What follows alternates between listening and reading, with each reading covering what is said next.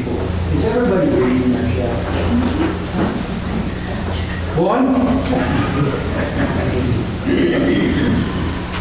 I told, I really received a really great compliment because I called Emma and I said, Emma, we're going to celebrate Christmas Day on this Sunday. Would you put the tree back up for me? For a day. And she called me cuckoo for Cocoa Puffs. So I really thought that was a great compliment. Somebody was listening to my sermons. We are moving from the Old Testament to the New Testament. And there's only one thing I want you to remember about the Old Testament. Well, it has many parts, but the Old Testament is all about who God the Father is. Now please, don't lose track of that. It took us a long time to get all the way through the Old Testament. But that information, that is so critical to you. That is so critical to your Christianity. That is so critical in your day-to-day life, is to understand who God the Father is. Because we're going to go into the New Testament now, and in the New Testament we're going to learn all about who Jesus is. And as we do that, we'll also learn about the Holy Spirit.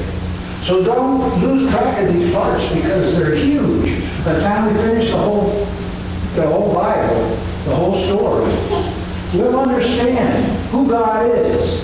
God the Father, God the Son, God the Holy Spirit. And that's just crucial to us.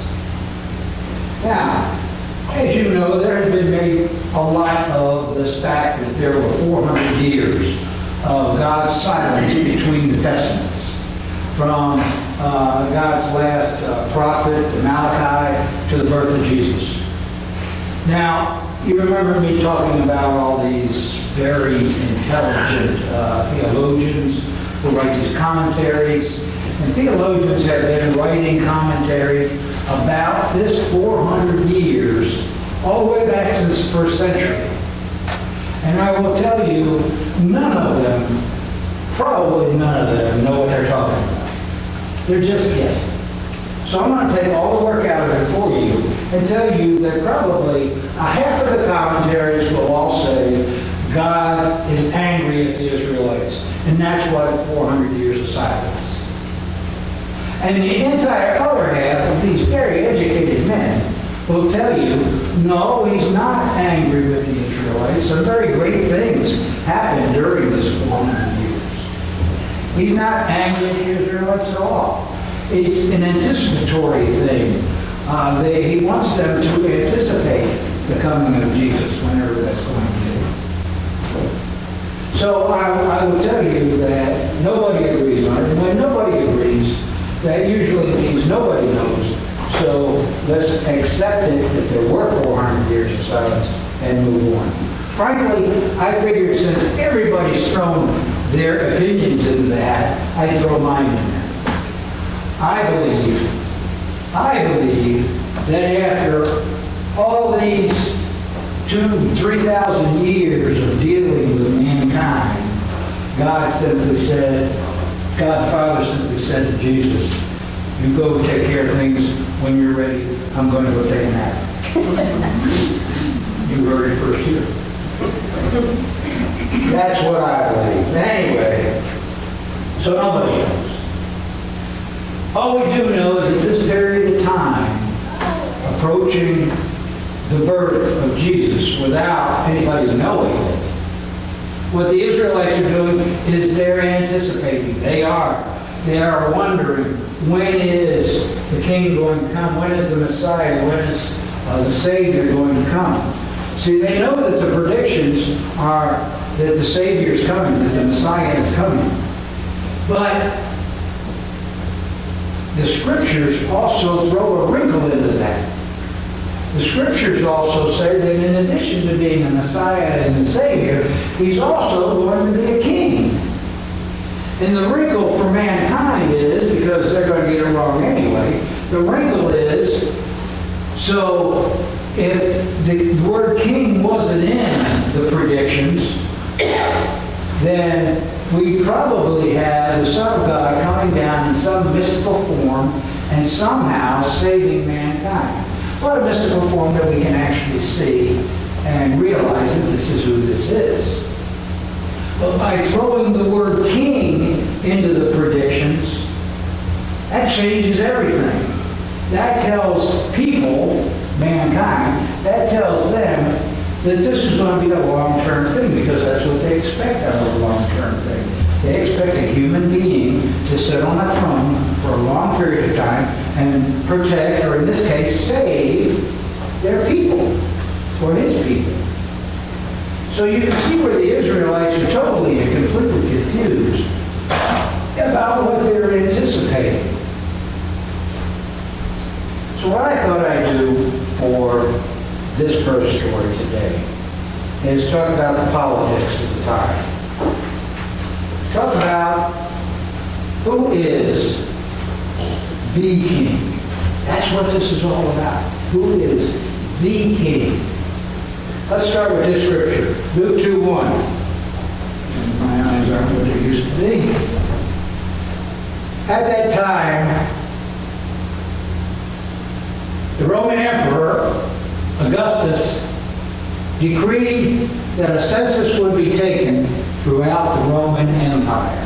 Okay, let's start there. Who was Augustus? His name was Caesar Augustus. And this is probably, you can see that, probably an accurate image of who he was way back when. Caesar Augustus was the adopted son of Julius Caesar. And if you want to really read some really fascinating history, go and look that up, because that period around Julius Caesar is really neat. But anyway, you'll see that Caesar, their names got turned around so that they look like this. Julius Caesar was Caesar Augustus was the adopted son of Julius Caesar. So how is it that Caesar got switched around like that? And the reason is that Caesar is not a family name. Caesar is Latin for king. So they kind of put the king before after really didn't make a difference. Caesar is Latin for king, and that's also where we get the German word Kaiser. Kaiser is also the German word for king. So I want you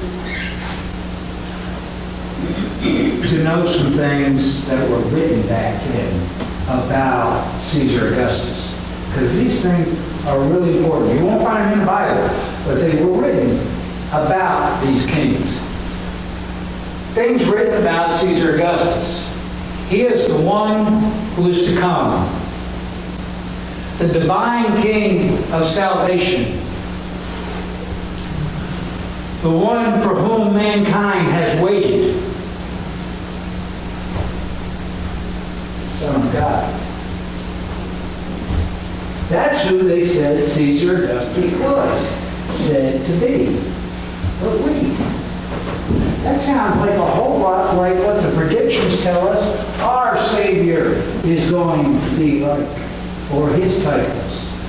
Jesus isn't even born yet, and already they're stealing his titles. So I need you to kind of envision this political system that the Israelites are living in right now. They have all these written predictions about the Messiah that go back 3,000 years. And they have no idea that Jesus is about to be born. All they really know is they're living captive to an empire whose king is said to have all the same qualifications as their Savior has. So you need to understand it's really not a very far-fetched question to ask, who really is the king? Christian Story talks exclusively about another more local king also. In Matthew we read this. Jesus was born in Bethlehem in Judea during the reign of King Herod. Now what you need to understand about Caesar Augustus is that he is like the big honcho. He is the king over all the Roman Empire, and the Roman Empire Empire is huge. The Roman Empire takes up just about all of the known world at that time. So Caesar Augustus realizes he cannot govern such a big area, so he assigns these lesser kings to rule on his behalf. And Herod is the guy that Augustus assigns to Judea and Jerusalem and that whole area right there. The thing you really need to remember about Herod is that he is a really, really, really bad guy. And I say that in the worst possible way. Here is Hollywood's likeness of who King Herod was, or what he looked like. This guy had one of his wives, 2 different sons, and 2 different brothers, all assassinated at different times for his own political and personal advances or gains. I'll tell you a story about how much of a tyrant he was. He knew that nobody liked him. And that's the way he wanted it. He knew that the day he died, nobody would cry. So what he did is, on his deathbed, he ordered the arrest of all the leading citizens. This would have been the leading citizens of people in Jerusalem. He ordered the arrest of all the leading citizens in Jerusalem, who the people did like, who the people loved. And then he ordered that upon the moment of my death, I want all these people beheaded. This way, he assured himself that the day he died, there would be much crying in Jerusalem. That's how much of a tyrant he was. The other thing you need to remember about Herod is that he loved to live in unbelievable luxury. He built beautiful palaces for himself all over the land. As a matter of fact, he went to this one place in his kingdom where he saw this absolutely beautiful, scenic place. And he thought to himself, wow, if I put a palace on the top of a mountain and I wake up in the morning and look out my window and I see that, that is just absolutely drop-dead gorgeous. The problem was, there was no mountain there. So he imported one bucket at a time on the back of slaves until all that project got done. Now you see, this is important information for you. This is important background information because historians tell us that little families like Joseph and Mary were paying 80 to 90% of their incomes in taxes. 80 to 90%. That's how Herod could afford all these luxuries. You know, I learned that 80 to 90%, not from the Bible, of course, but many years ago. And I've always thought, the thought always comes to me when I read that again, that it's such a wonderful thing that we do not serve a vengeful God. Because from the beginning of time, God has been telling us, I want 10% of your income. I want you to give it back to me. I want you to put it in society. I want you to put it into my ministries. I want you to put it here or put it there. Just 10%. If we didn't serve such a loving and gracious God, I can see him saying, okay, he gets fed up with us. He says, okay, keep your 10%. I'll give you a government that charges 90% taxes. Just something that comes to my mind every time I read that. But that's the way it was back then. These people were paying 90% of their taxes to Herod or to the kingdom. So basically, this was the setting that Jesus was born into. Caesar Augustus is on the throne as the self-proclaimed Son of God. Herod is wreaking havoc all over the Jewish people, or all among the Jewish people, who are losing everything they own to taxes. And of course, the people are praying to God and asking, when is our King coming? This also explains 33 years later, when they do realize that Jesus is their Savior, that Jesus is the Messiah, that Jesus is the Son of God, they realize all this, and they're taking this triumphant travel into Jerusalem on the back of a donkey, and these people are ecstatic. They're ecstatic because they're 100% convinced that when they get into Jerusalem, somehow or the other, Jesus is going to be crowned king and deliver them from Roman tyranny. And we've had many sermons over the years about how wrong all that was. So let me round all this up, or round it all out in just two scriptures. The first, the Lord said, I have made a covenant with David, my chosen servant. I have sworn this oath to him, I will establish you descendants as kings forever. They will sit on your throne from now until eternity. That's from Psalms 89. And then we come forward to Luke chapter 2. And because Joseph was a descendant of King David, he had to go to Bethlehem in Judea, David's ancient home. He traveled there from the village of Nazareth in Galilee. He took with him Mary, his fiancée, who was now obviously pregnant. So that brings us right up, to the birth of Jesus.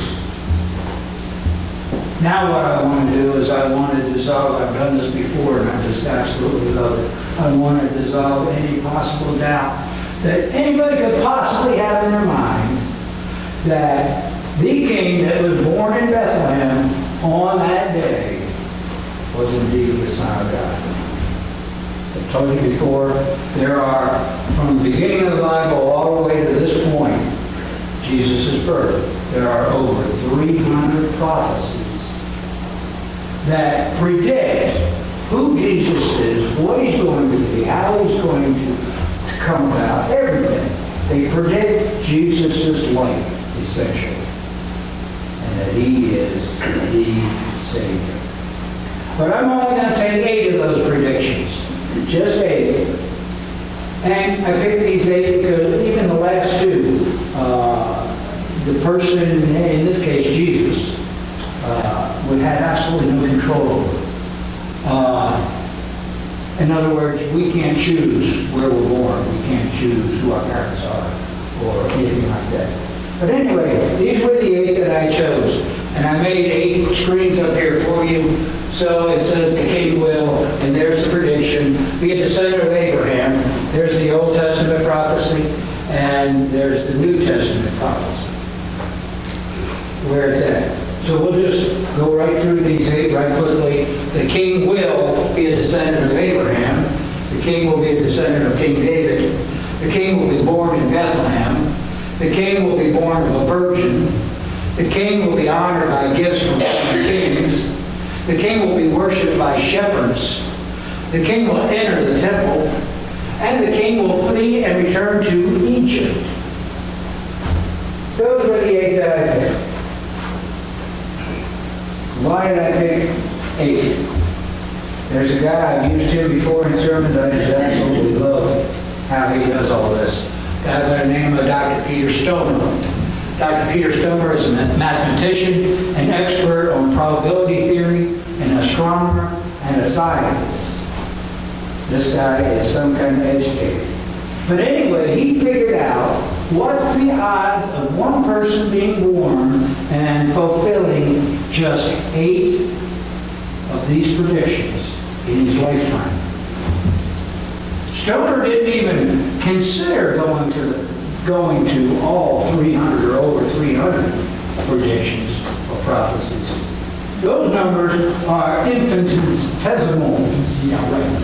Those numbers are so far out there that they're beyond the human brain.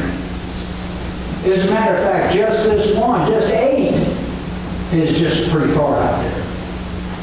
So he determined the odds of one person fulfilling just 8 prophecies to be 1 in 10 to the 17th power. That tells me a lot. Not. So, this is what I love about Stoner, though. He gave an analogy that even a weak mind like mine can follow. He said, if you cover the state of Texas, I lived many years in Texas, and it is huge. If you know, on the back of your bulletin, there's a picture of the state of Texas, how big it is, 266,000 square miles or something like that. It is huge. If you cover the state of Texas in silver dollars, 2 feet deep, and then you take one silver dollar and put a red X on it. Then you take that silver dollar with the red X on it, you go up in an airplane anywhere over Texas you want to go, and you throw it out the window. And then you take the four corners of Texas. Texas doesn't have four corners, I guarantee it. But anyway, you pull up the four corners of Texas like a little bag, and you shake it up, and you lay Texas back out. And then after all the people who you've taken up in the bag finish vomiting, you lay out Texas, and you smooth out all the silver dollars, so they're all 2 feet deep. Then you take a man and you blindfold him, and you take him anywhere in Texas he wants to go. Anywhere in Texas he wants to go. And at any time he wants to, you tell him, bend over and pick up a silver dollar. He can pick up right off the top, get you on down in there. But anyway, when he does that, the odds of him picking up the silver dollar with the red X on it is that.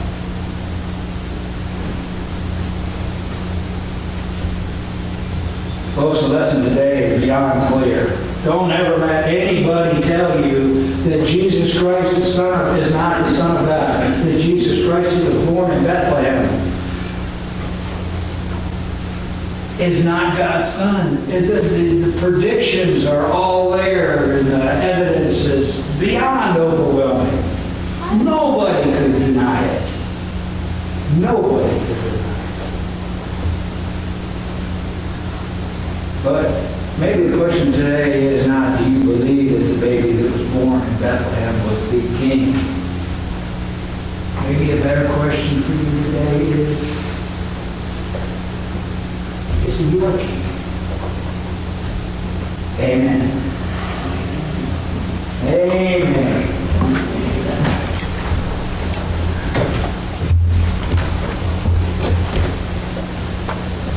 Okay, we'll go now today to the offering and communion hymn number 222.